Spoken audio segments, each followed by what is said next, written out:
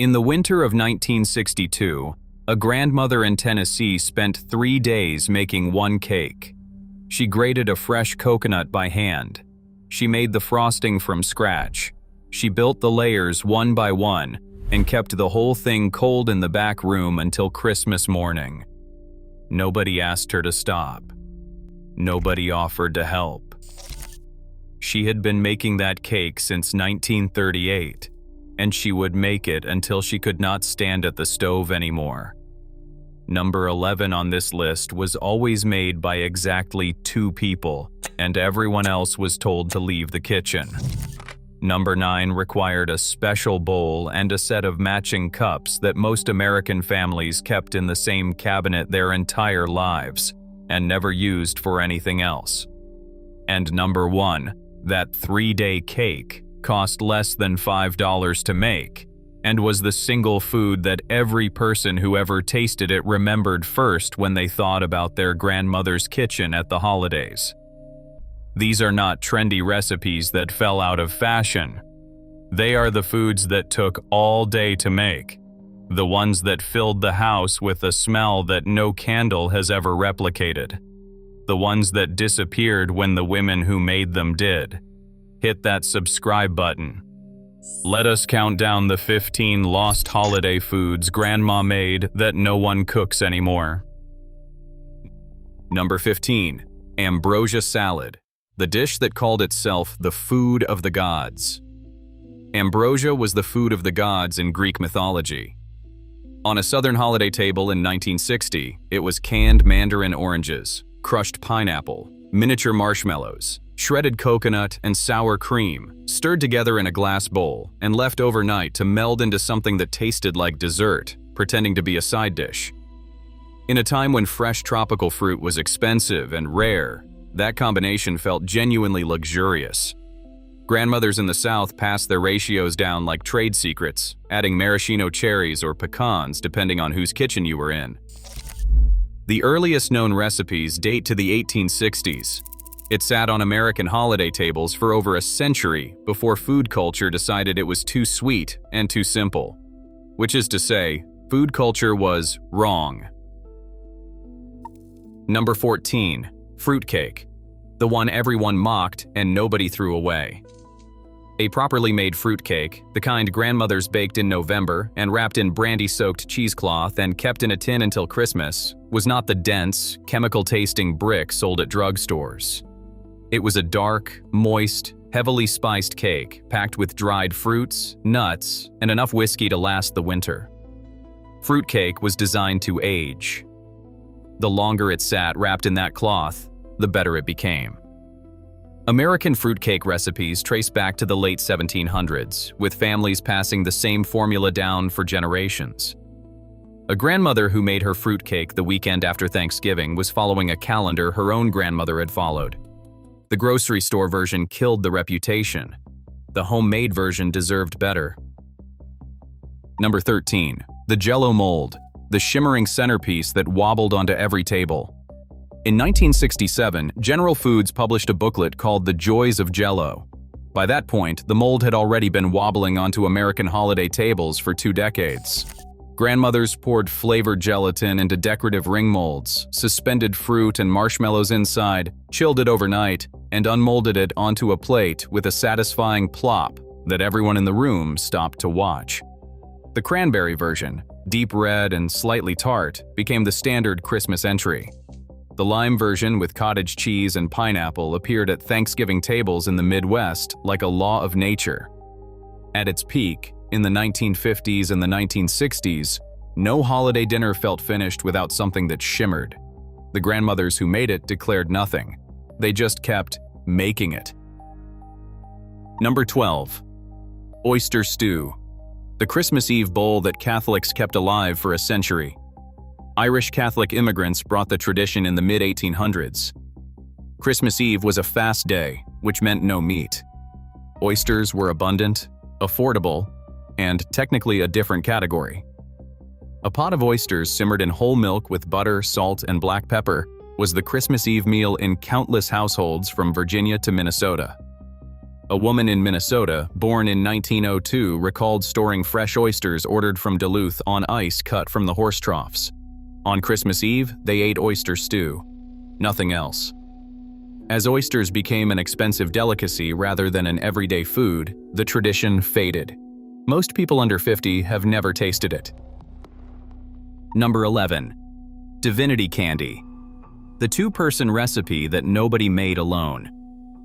Divinity was not a recipe you made by yourself. You needed one person to pour hot sugar syrup in a steady stream, and another to beat the egg whites without stopping until the candy held its shape. The tradition across the South was grandmother and grandchild. The child beat. The grandmother poured. Nobody else was allowed in the kitchen while the sugar was hot. Divinity required precise timing, low humidity, and the patience of someone who knew when the mixture was ready by sound rather than clock. White, pillowy, intensely sweet, it melted on the tongue in a way no store-bought candy has ever replicated. The grandchildren who helped make it never forgot it. First pattern break. Here is what disappeared when Grandma stopped cooking the holiday meal. It was not just the food, it was the calendar. A grandmother who made fruitcake in November, divinity in early December, and coconut cake on Christmas Eve was running a production schedule that organized the entire month around the kitchen. Fruitcake meant Thanksgiving was over. Divinity meant Christmas was close. Coconut meant Christmas was here. When the women who ran those kitchens were gone, the calendar went with them. Holidays became a trip to the store for things made by someone else in a factory in another state, completely without the smell that told you which week of December it was. That is the loss of time itself, marked by food, which is the only honest way most families ever kept track of the year. Number 10. The cheese ball. The appetizer that presided over every holiday table for 30 years. Cheese balls first appeared in American print in the 1940s. By the 1950s, they were at every holiday gathering, rolled in chopped pecans, surrounded by crackers, looking humble and festive. Cream cheese, sharp cheddar, green onion, Worcestershire sauce, and whatever she had been adding since 1954. No cooking required. Every family had a version, and every family believed their version was the correct one. The cheese ball fell out of fashion not because anything better replaced it, but because food culture decided it was not sophisticated enough. At every church potluck where grandmothers still have a say, it has never left. It was never meant to be sophisticated. It was meant to disappear in 20 minutes while everyone stood in the kitchen talking. It always did. Number 9. Tom and Jerry. The holiday punch that required its own special bowl. Tom and Jerry was not eggnog. It was an event. You made a batter from beaten egg whites, yolks, sugar, and warm spices. You ladled a spoonful into each special ceramic mug, added hot milk and brandy or rum, and stirred until the whole thing foamed and smelled like the best version of December anyone had imagined.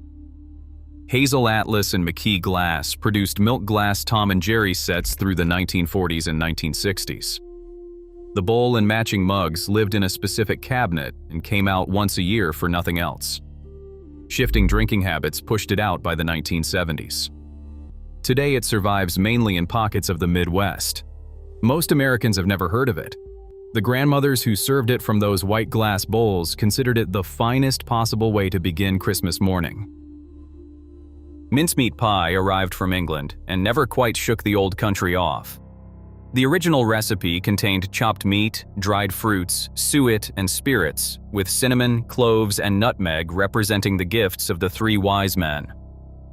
By the 1950s, most American versions had dropped the meat but kept everything else: dried fruits soaked in brandy, warm spices, and a double crust that came out of the oven smelling like every Christmas from 1840 to 1965.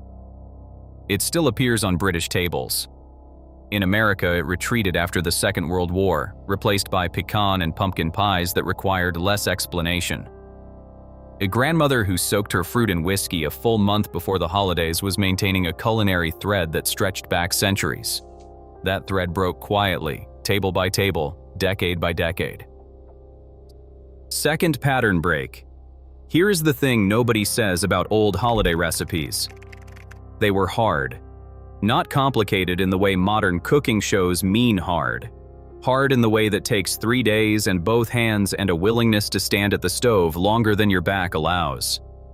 Divinity failed if the humidity was wrong. Coconut cake required grating a fresh coconut. Fruit cake needed weeks in a tin.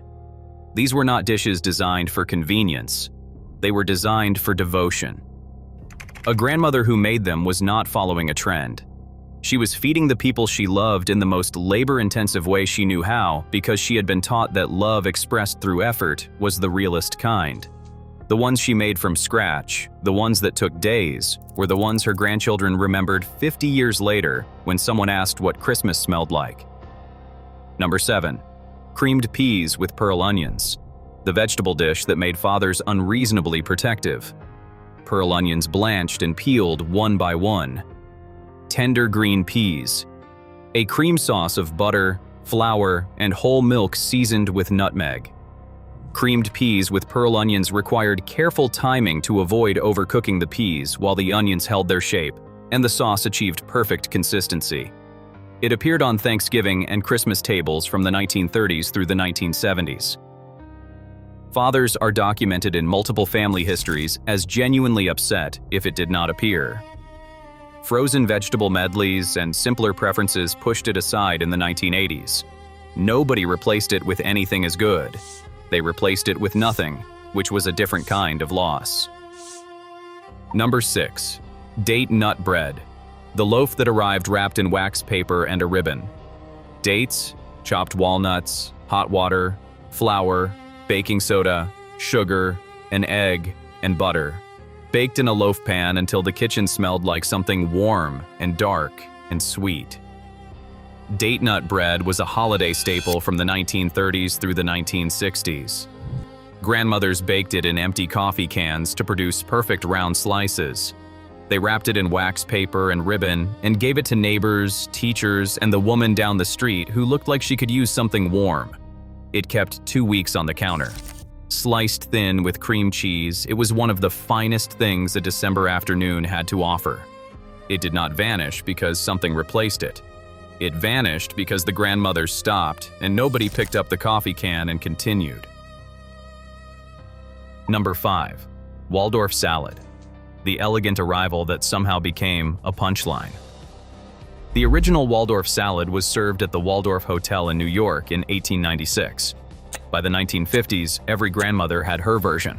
Apples, celery, walnuts, and mayonnaise in a bowl lined with lettuce at Thanksgiving and Christmas. Some added grapes, some added marshmallows. The basic formula was consistent. Something crisp, something rich, something sweet, bound in mayonnaise. Elegant in the way mid-century American cooking understood elegance. Practical, satisfying, requiring nothing expensive. Somewhere between the 1970s and the 1990s, it became a joke. The grandmothers who made it every year for 30 years did not receive the memo. They kept making it. The joke was not on them. Number 4. Cranberry Jello salad. The red ring that meant Thanksgiving had officially started. Fresh cranberries, crushed pineapple, chopped pecans, and raspberry gelatin were poured into a ring mold, then set overnight. It was unmolded onto a plate and surrounded by cream cheese dollops when the grandmother was feeling decorative. Crimson and shimmering, it sat in the center of the table before the turkey arrived, and it told everyone the meal had officially begun. Cool, tart, slightly sweet, it cut the richness of everything else on the table. Modern tables have replaced it with fresh cranberry relishes and artisan condiments. None of them shimmer. None of them produce the silence that fell over a table when a grandmother carried in something that had taken all night to set and was still holding its shape. Number 3. Buckeyes. The candy that was never supposed to leave Ohio. Peanut butter, powdered sugar, and butter rolled into balls and dipped 3/4 into melted chocolate, leaving a circle of peanut butter at the top to resemble the Ohio Buckeye nut. Made at home by grandmothers across Ohio, Indiana, and Michigan, long before they became a gift shop staple. No baking required. Cold hands, patience, and a willingness to stand rolling several dozen balls before the dipping began. Grandmothers made them by the tin, packed in layers between wax paper and distributed to every person they could find in December. The store-bought version is acceptable. The homemade version, made by someone rolling them since 1955, whose hands know exactly how large each ball should be, is different. It is the difference between receiving a gift and receiving the hours that went into it. Third pattern break. Here is what the recipe box actually was. Every grandmother had one. A small metal or wooden box in a kitchen drawer filled with index cards and handwriting that changed as the decades passed. Some cards were stained with vanilla or butter. Some had margin notes, double this, use less sugar, mama's way. The recipe box was the accumulated cooking knowledge of a family, written down over 40 years by the women who fed it. When those women died, the boxes went into drawers and were not opened again. The recipes that lived only in that box disappeared with it. Nobody thought to ask, before it was too late, which card was the coconut cake and whether something had been left out because she always knew to add it without writing it down. That knowledge is gone. What is left is the memory of the smell. Number 2. Peanut butter fudge. The candy that appeared once a year and never lasted until Christmas. Peanut butter fudge required a candy thermometer, a heavy pot, and the nerve to pull the mixture off the heat at exactly the right moment before it seized or went grainy. Grandmothers who made it did so by instinct, knowing the soft ball stage from the way the syrup looked in cold water, not from a number on a thermometer. Pale tan, dense, and sweet in a way that was almost too much and exactly enough. Poured into a buttered pan, cut into squares, placed in a tin on a high shelf so nobody could reach it before Christmas. The tin was never full on Christmas Day. Nobody admitted to anything. The grandmother pretended not to notice. This was the unspoken agreement at the center of every holiday. Number 1. Coconut cake. The 3-day Christmas that nobody makes anymore.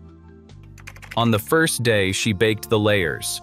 White cake, light as air, made from real butter, cake flour, and egg whites beaten stiff. On the second day, she made the frosting, a cooked 7-minute frosting beaten in a double boiler until it formed glossy white peaks. On the third day, she assembled the cake, pressing freshly grated coconut into every surface until the whole thing looked like a snowdrift on a plate. The coconut was fresh. She cracked it herself, drained the milk, and grated the white flesh by hand. This was the cake that sat under a glass dome on the sideboard and was the first thing every child looked for when they walked through the door on Christmas morning. It cost almost nothing. It required 3 days of patient work at the same stove she had stood at every December for 30 years. Not one Christmas. Every Christmas.